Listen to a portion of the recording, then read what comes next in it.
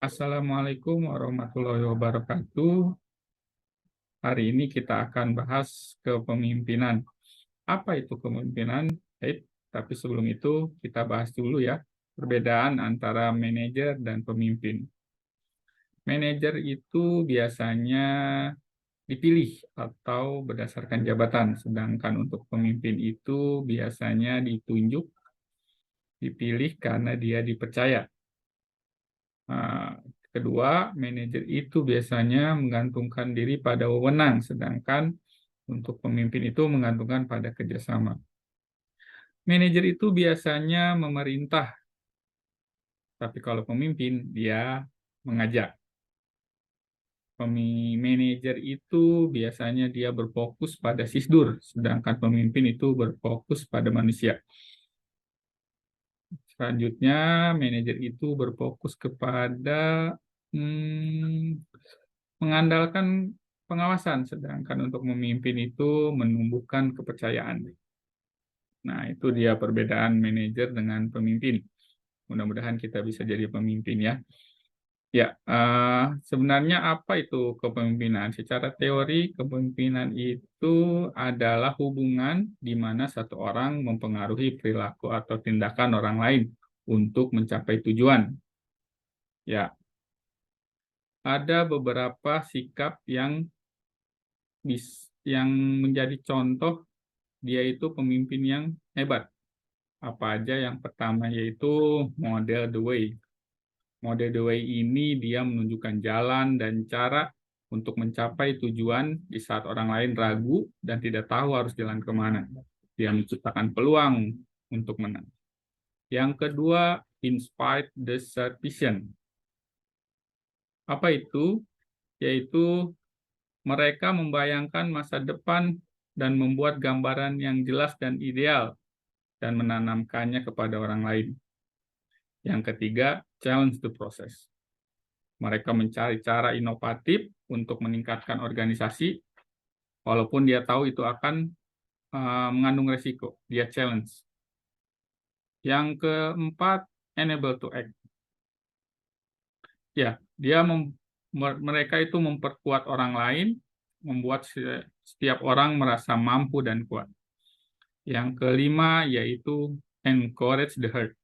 Para pemimpin mengakui kontribusi yang diberikan setiap individu. Dan setiap individu itu adalah pemenang. Mereka merayakan pencapaian tersebut.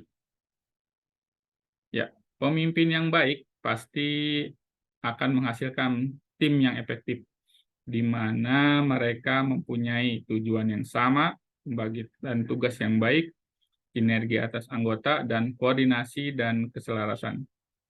Ya, pemimpin tidak bisa berdiri sendiri tentunya. Dia bukan Superman.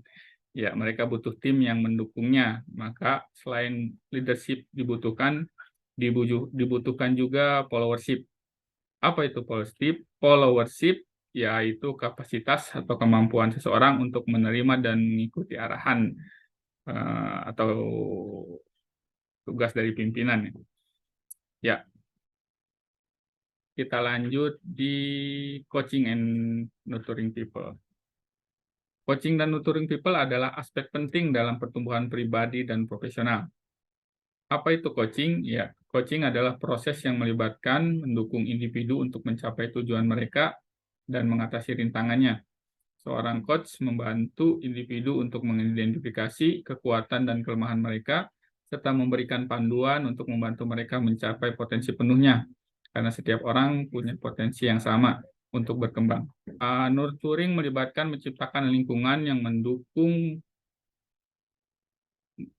untuk mendorong pertumbuhan dan perkembangan. Nurturing dapat terjadi di berbagai tempat, termasuk di keluarga, sekolah, dan tempat kerja.